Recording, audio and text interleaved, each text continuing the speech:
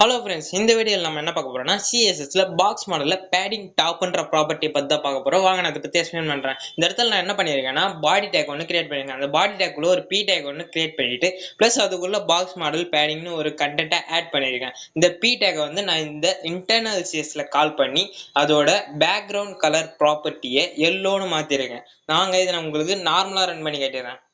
பார்த்தீங்களா, அது நார்மலாக இருக்கா? இந்த இடத்துல நான் என்ன பண்ண போகிறேன், பேடிங் டாப் அதுன்ற ப்ராப்பர்ட்டியை நான் இங்கே ஆட் பண்ணுறேன். பேடிங் டாப் இதை ஆட் பண்ணிட்டு ஒரு 20 பிக்சல் ஆட் பண்ணிக்கிற வேல்யூ. வாங்க இப்போ ரன் பண்ணுவோமா?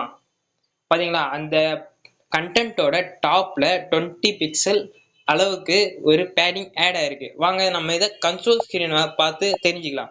கன்சோல் ஸ்க்ரீனை கிளிக் பண்ணிட்டு எலமெண்ட்டை கிளிக் பண்ணிட்டு இந்த பாடியை கிளிக் பண்ணிங்கன்னா இந்த பீட்டை கிளிக் பண்ணிங்கன்னா அங்கேயே காட்டும் நம்ம ரைட் பண்ண கோடிங். ப்ளஸ் நம்ம எந்த இடத்துல நம்ம பேடிங் ஆட் பண்ணியிருக்கோம்னா டாப்பில் தான் ஆட் பண்ணிடுவோம். அது நம்ம இந்த பாக்ஸ் மாடலில் பார்த்துக்கலாம். அவ்வளோதான் ஃப்ரெண்ட்ஸ் இந்த வீடியோ.